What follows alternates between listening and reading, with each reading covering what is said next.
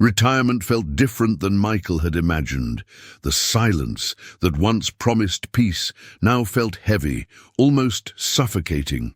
His daughters, Isabella and Sophia, had been his anchor through decades of sleepless nights and dangerous calls. At 19 and 17, respectively, they were preparing for their own adventures. Isabella starting her sophomore year at Arizona State University, and Sophia counting down her senior year of high school. On that fateful morning of September 15, 1992, Isabella bounded into the kitchen with characteristic energy, her dark hair still damp from the shower.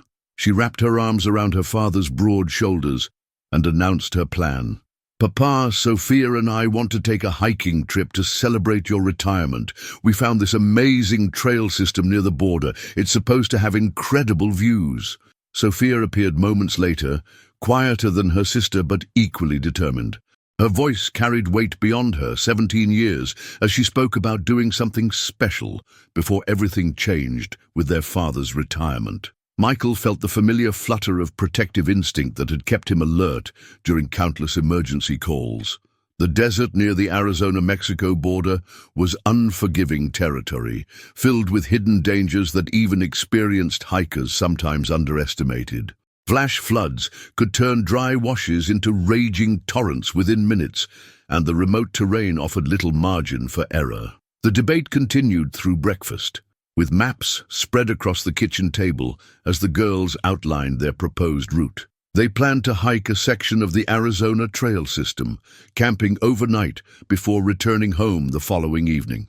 Their preparations seemed thorough. They had researched extensively, purchased new hiking boots, and even invested in a detailed topographical map. Despite his concerns, Michael's resistance began to soften as he watched his daughter's enthusiasm. These were responsible young women who had grown up understanding the importance of safety and preparation. Isabella had completed wilderness first aid training through her university, and Sophia had been an active member of her high school's outdoor club for 3 years. Finally, with the sun climbing higher in the desert sky, Michael made the decision that would haunt him forever. He agreed to let them go, but only with conditions. They would call every evening and carry the emergency beacon he provided. The relief and excitement on his daughters' faces seemed to validate his choice, even as a small voice in his head whispered warnings. Saturday morning arrived with the crisp clarity that made Arizona autumns spectacular. Isabella and Sophia loaded their backpacks into Sophia's Honda Civic, their excitement barely contained as they double-checked their supplies. Michael watched from the front porch, his trained eye cataloging their gear: proper hiking boots, adequate water supplies, emergency shelter, and the satellite beacon he had insisted upon. Carmen prepared coffee and wrapped homemade breakfast burritos in aluminum foil, pressing small silver crosses into each daughter's palm, the same crosses that had protected Michael through decades of dangerous rescues. The drive southeast took them through increasingly remote terrain, past small desert communities where mobile homes and modest ranch houses gave way to vast expanses of creosote bush and palo verde trees. Isabella drove while Sophia navigated, their conversation flowing between excited planning and comfortable sibling banter. They reached the designated parking area just after 10 in the morning, a dusty pullout marked by a weathered wooden sign indicating Arizona Trail access. The location sat roughly 30 miles from the Mexican border, in a region where the Sonoran Desert's beauty masked inherent dangers. Other vehicles dotted the area, pickup trucks belonging to local ranchers and a dust-covered SUV with California plates. The sisters shouldered their packs and studied the trail map one final time. The planned route would take them along a ridge system, offering panoramic views of the desert valley below, with an established campsite roughly 8 miles in. Weather conditions were perfect. Clear skies, mild temperatures, and no forecast for the sudden storms that could make desert hiking treacherous. Isabella called their parents from the trailhead, her voice bright with anticipation. She described the beautiful morning and promised to call again that evening from their campsite. The conversation was brief but reassuring. Everything appeared normal as the young women began their trek into the wilderness. The initial miles of trail wound through classic Sonoran desert landscape. Massive saguaro cacti stood like ancient sentinels, their arms reaching toward the cloudless sky, while smaller barrel cacti and jumping cholla created natural obstacles that required careful navigation. The terrain was challenging but not extreme, with gradual elevation gain that tested their endurance without overwhelming their capabilities. As they hiked deeper into the remote area, the sounds of civilization faded completely.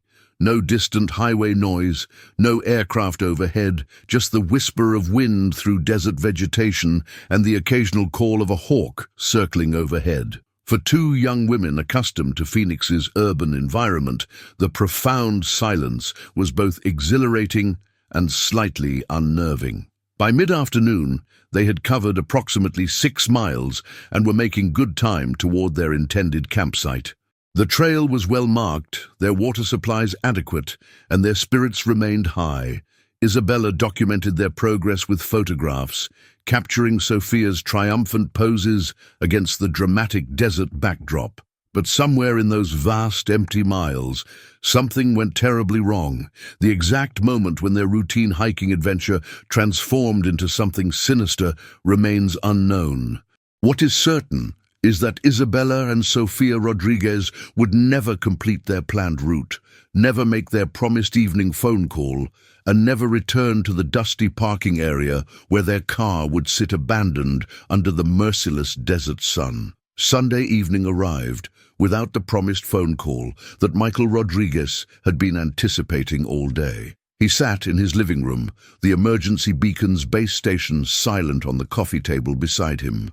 Carmen moved restlessly between the kitchen and living room, her maternal instinct screaming that something was wrong, even as she tried to rationalize the silence. Maybe they decided to stay an extra night, she suggested, though her voice carried no conviction. You know how Isabella gets when she finds a beautiful spot. She probably convinced Sophia to extend their trip. Michael knew better. His daughters were responsible, and more importantly, they understood the sacred nature of promises made to worried parents. Isabella would never fail to call without an extremely compelling reason, and Sophia was equally reliable about staying in touch. The silence felt ominous, like the eerie calm that preceded the most dangerous emergency calls of his career. Monday morning brought no relief. Michael tried calling the emergency beacon company, only to learn that no distress signal had been activated. This information provided little comfort. It could mean the girls were fine, or it could mean they were unable to activate the device. His law enforcement contacts suggested waiting another 24 hours before filing an official missing persons report, but Michael's instincts rebelled against passive waiting. By Monday afternoon, he could no longer contain his growing panic. He called the Pima County Sheriff's Office and spoke with Detective Sarah Martinez, a seasoned investigator who specialized in wilderness rescues and missing persons cases. Detective Martinez listened carefully to Michael's concerns, asked detailed questions about the girls' planned route, and agreed to initiate a preliminary search. Tuesday morning saw the beginning of an organized search effort. Michael drove to the trailhead parking area with a growing sense of dread, where he found Sophia's Honda Civic exactly where they had left it 3 days earlier. The car was unlocked, with the keys inside, exactly as planned for their return. This detail provided a small measure of reassurance, suggesting that whatever had happened occurred after they began hiking rather than at the parking area itself. Search and rescue teams from multiple agencies converged on the remote location. The Pima County Sheriff's Office coordinated with Border Patrol, the Forest Service, and volunteer search organizations. Helicopters circled overhead, while ground teams methodically worked through the trail system, calling the girls' names and searching for any sign of their passage. Michael joined the ground search, despite official protests about family member involvement. His firefighting experience had prepared him for difficult terrain and extreme conditions, and he knew his daughters better than anyone else. He studied every footprint, examined every disturbed stone, and searched for the subtle signs that might indicate where Isabella and Sophia had left the established trail. The first day of organized searching yielded frustratingly little information. The trail showed evidence of recent hiking activity, but distinguishing the Rodriguez sisters' footprints from those of other recent hikers proved nearly impossible. The desert's hard-packed earth and rocky surfaces didn't retain clear impressions, and wind had already begun to obscure any obvious tracks. As evening approached, search teams established a base camp near the parking area. Floodlights illuminated the dusty ground as volunteers prepared for an all-night search effort. Michael found himself surrounded by dozens of people united by a common purpose, bringing Isabella and Sophia home safely. Their dedication provided some comfort, but couldn't quiet the growing fear that time was running out. Detective Martinez pulled Michael aside as the search teams prepared for the night shift. Her expression was carefully neutral, but her eyes reflected the gravity of the situation. She explained that missing persons cases in wilderness areas followed predictable patterns. Most were resolved within the first 48 to 72 hours, either through successful rescue or the discovery of remains. "We're approaching that critical window," she told him quietly. "I need you to prepare yourself for the possibility that we might not find them alive. The desert doesn't forgive mistakes, and even experienced hikers can find themselves in trouble quickly out here." Michael nodded grimly, understanding the harsh mathematics of wilderness survival. But he also knew his daughter's strength and determination. If anyone could survive an unexpected crisis in the desert, it would be Isabella and Sophia Rodriguez. Wednesday's dawn brought renewed search efforts and expanded coverage area. Additional helicopter units arrived from Phoenix and Tucson, their rotor blades beating rhythmically against the morning air as they systematically surveyed the vast desert landscape. Ground teams had worked through the night, following every possible deviation from the main trail, but the desert seemed to have swallowed Isabella and Sophia Rodriguez without leaving a trace. Michael barely slept, maintaining his own vigil near the base camp command post, where radio chatter provided constant updates from search teams scattered across miles of rugged terrain. Carmen had driven down from Phoenix with supplies and moral support, her presence both comforting and heartbreaking as she struggled with the same fears that consumed her husband. The breakthrough came at approximately 11:30 in the morning when Search Team Delta, working a drainage system roughly 2 miles east of the main trail, made a discovery that would forever change the nature of the investigation. Team leader Sergeant Rick Williamson's voice crackled over the radio with barely contained excitement and underlying dread. "Base, this is Delta Team. We found something significant in the wash system coordinates 32 degrees, 15 minutes north, 111 degrees, 8 minutes west. Requesting immediate supervisor response and evidence recovery unit." Detective Martinez grabbed her equipment and motioned for Michael to follow, despite protocol that typically excluded family members from evidence scenes. The terrain required a 20-minute hike through increasingly rough country, following animal trails and navigating around house-sized boulders that had tumbled from the surrounding cliffs over countless years. The drainage system revealed itself as a natural collection point for seasonal floodwaters, carved deep into the desert floor by decades of flash floods. During Arizona's brief but violent monsoon seasons, these normally dry channels could fill with rushing water within minutes, creating death traps for anyone caught in their path. Sergeant Williamson led them to a concrete culvert that channeled water under a long abandoned mining road. The corrugated metal pipe was approximately 4 feet in diameter, partially buried in sand and debris accumulated over years of seasonal flooding. What had caught the search team's attention was visible just inside the culvert's entrance, the distinctive bright blue and red colors that didn't belong in the desert's natural palette. Inside the drainpipe, searchers had discovered 2 badly burned backpacks that matched the descriptions provided by the Rodriguez family. The damage was severe, but not complete. Portions of each pack remained identifiable, including metal hardware and synthetic materials that had resisted the intense heat. The positioning suggested the items had been deliberately placed inside the culvert rather than washed there by floodwaters. Michael's knees nearly buckled as he recognized Isabella's distinctive hiking pack, a birthday gift he had given her the previous year. The bright blue fabric was scorched and melted, but the internal frame and several zipper pulls remained intact. Sophia's smaller red pack was similarly damaged, its contents reduced to ash and unrecognizable debris. Detective Martinez immediately established a crime scene perimeter around the culvert and requested additional investigative resources. The discovery transformed what had been a search and rescue operation into a potential homicide investigation. The remote location, the deliberate placement of evidence, and the obvious attempt to destroy identifying materials pointed toward criminal activity rather than hiking accident. Initial examination revealed few intact items within the burned packs. Most of the contents had been reduced to ash, but investigators recovered several metal objects that might yield forensic evidence: tent stakes, a compass, portions of a camp stove, and what appeared to be melted remains of the emergency beacon Michael had insisted his daughters carry. The location itself raised disturbing questions.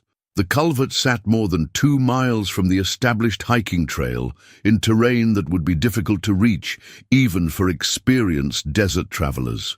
The area showed no signs of recent camping activity, no evidence of a struggle, and no indication of why Isabella and Sophia would have ventured so far from their planned route. As crime scene technicians began their methodical documentation process, Michael found himself grappling with a terrible new reality. The discovery of the burned backpacks suggested that his daughters had encountered something far more sinister than desert hazards or hiking accidents. Someone had taken their possessions, attempted to destroy the evidence, and hidden the remains in a location designed to delay discovery. The questions multiplied faster than answers. Who had encountered his daughters on that remote trail? What had motivated someone to harm 2 young women on what should have been a safe hiking adventure? Most desperately, where were Isabella and Sophia now? The discovery of the burned backpacks triggered an intensive criminal investigation that would consume the next several months and involve multiple law enforcement agencies. Detective Martinez coordinated with FBI specialists who brought advanced forensic capabilities to the remote crime scene, while Border Patrol agents expanded their search patterns to include areas closer to the Mexican border. Forensic analysis of the recovered items began immediately at the Arizona Department of Public Safety Crime Laboratory in Phoenix. Despite the extensive fire damage, technicians hoped to recover fingerprints from metal surfaces, DNA evidence from fabric remnants, and any other trace evidence that might identify who had handled the backpacks after the sisters' disappearance. Michael found himself caught between desperate hope and growing despair as investigators methodically worked through every possible lead. The family's phone rang constantly, with tips from well-meaning citizens who reported sightings of young women matching Isabella and Sophia's descriptions, but none proved credible upon investigation. The media attention intensified as news of the mysterious disappearance spread throughout Arizona and beyond. Local television stations ran nightly updates featuring photographs of the smiling sisters, while newspapers published detailed maps of the search area and timelines of their last known movements. Michael appreciated the publicity that might generate useful tips, but struggled with the constant scrutiny and speculation about his daughter's fate. Border Patrol agents revealed disturbing intelligence about increased smuggling activity in the region where Isabella and Sophia had disappeared. Drug cartels and human trafficking organizations regularly moved contraband through the remote desert corridors, using the same trails and water sources that attracted recreational hikers. The timing of the sisters' disappearance coincided with reports of unusual vehicle activity in the area, including several sightings of unmarked pickup trucks traveling desert roads at night. Detective Martinez interviewed everyone who had been in the area during the relevant time frame, including the owners of vehicles that had been parked at the trailhead. The California tourists who had left their SUV there proved to be a retired couple on a photography expedition, their alibi confirmed through hotel records and credit card transactions. Local ranchers reported nothing unusual, though several mentioned the ongoing problems with smugglers crossing their property. 3 weeks after the backpack discovery, forensic analysis yielded the first significant breakthrough. DNA testing confirmed that blood traces found on metal hardware from both packs belonged to Isabella and Sofia Rodriguez, establishing definitively that the sisters had been injured before their possessions were burned and hidden. The blood patterns suggested significant trauma rather than minor hiking injuries. This evidence officially elevated the case to suspected homicide, bringing additional investigative resources and federal involvement. The FBI established a dedicated task force focusing on cross-border criminal activity, while local authorities continued intensive ground searches in expanding circles around the culvert location. Michael struggled with the implications of the DNA evidence. The confirmation that his daughters had been hurt provided answers he had dreaded, while raising new questions about their current condition. Were Isabella and Sofia being held somewhere against their will? Had they been killed, and their bodies disposed of in a location that might never be found? The uncertainty was agonizing, but it also preserved a fragile thread of hope. Carmen found solace in organizing volunteer search efforts and maintaining contact with other families who had lost loved ones in similar circumstances. The desert communities of southern Arizona harbored numerous unsolved disappearances, creating an informal network of families united by tragedy and determination to find answers. As autumn deepened into winter, the investigation continued with relentless intensity but diminishing returns. Hundreds of tips had been investigated and dismissed. Thousands of square miles had been searched from the air and on foot, and numerous suspects had been questioned and released. The desert seemed to have swallowed Isabella and Sofia Rodriguez as completely as if they had never existed. Detective Martinez maintained regular contact with the Rodriguez family, providing updates when possible and offering reassurance that the investigation remained a high priority. But privately, she worried that the case was growing cold despite continued efforts. Without additional physical evidence or credible witness accounts, investigators were working with frustratingly few leads. The approaching anniversary of the sisters' disappearance brought renewed media attention and a fresh appeal for information from the public. Michael appeared on television programs and granted newspaper interviews, his weathered face showing the toll of months without answers. His message remained consistent. Someone knew what had happened to Isabella and Sofia, and he would never stop searching for the truth. 1 year after Isabella and Sofia Rodriguez vanished into the Arizona desert, their family faced the agonizing reality that their daughters might never come home. The official investigation remained active, but had yielded no significant new leads, despite thousands of hours of detective work and hundreds of thousands of dollars in resources committed to solving the case. Michael had aged visibly during those 12 months of uncertainty, his hair now completely gray and deep lines etched around his eyes from sleepless nights and constant worry.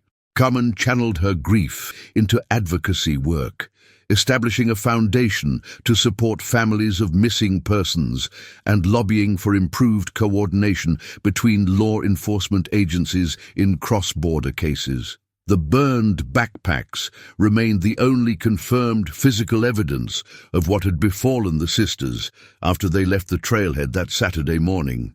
Advanced forensic techniques had extracted every possible piece of information from the damaged items, but the evidence raised more questions than answers. The deliberate nature of the fire suggested someone with knowledge of police investigative techniques, while the remote hiding place indicated familiarity with the desert terrain. Detective Martinez continued pursuing new leads as they developed, but admitted privately that the case had reached a frustrating plateau. Without additional physical evidence, witness testimony, or a confession, investigators were essentially waiting for someone to break their silence about what had happened in those remote desert mountains. Several theories emerged from the investigation, each supported by fragments of evidence, but none conclusively proven. The most disturbing possibility involved human trafficking organizations that might have encountered the sisters during their hike and forced them across the border into Mexico. The proximity to known smuggling routes and the complete disappearance of their bodies supported this scenario, though no credible intelligence confirmed it. Another theory focused on local perpetrators who might have been using the remote area for illegal activities when they encountered Isabella and Sophia. The desert's isolation attracted various criminal enterprises, from drug manufacturing to illegal weapons storage, and the sisters might have inadvertently witnessed something that sealed their fate. Border Patrol agents reported a significant increase in surveillance and enforcement activities throughout the region following the Rodriguez case. While this enhanced security might prevent similar tragedies, it also made the desert even more dangerous for legitimate users like hikers and campers who might encounter desperate smugglers or paranoid criminals. Michael maintained his own unofficial investigation, returning regularly to the area where his daughters had disappeared. He walked the trails they had planned to hike, studied the terrain for any clue that official searchers might have missed, and spoke with local residents who lived near the remote trailhead. His persistence occasionally irritated law enforcement officials, but they understood the desperate need of a father refusing to abandon hope. The anniversary brought renewed media coverage and a substantial reward offer for information leading to resolution of the case. The Rodriguez family pooled their retirement savings with contributions from Michael's fellow firefighters and community supporters to offer $50,000 for credible tips. The announcement generated dozens of new calls to the tip line, though none provided the breakthrough investigators desperately needed. As the second year began, the case files grew thicker, while the active investigation gradually scaled back to accommodate other priorities. Detective Martinez promised the Rodriguez family that the case would never be officially closed, but acknowledged that without new evidence, progress would likely be limited to following up on occasional tips and reviewing the files for previously missed connections. The desert kept its secrets as it had for countless other mysteries over the decades. Somewhere in those vast expanses of sand, rock, and thorny vegetation lay the answers that Michael and Carmen Rodriguez needed to find peace. Whether those answers would ever surface remained unknown, but the family's determination to learn the truth about Isabella and Sophia's fate burned as endlessly as the Arizona sun itself. In the small community of families who had lost loved ones to the desert's dangers, the Rodriguez case became a symbol of persistence in the face of overwhelming uncertainty. Their story served as both warning and inspiration, a reminder of how quickly tragedy could strike in the wilderness, but also testimony to the unbreakable bonds of family love that refused to surrender hope even when confronted with the darkest possibilities. The investigation continues to this day, with the Pima County Sheriff's Office maintaining an active file and periodically reviewing new forensic techniques that might yield additional evidence from the burned backpacks.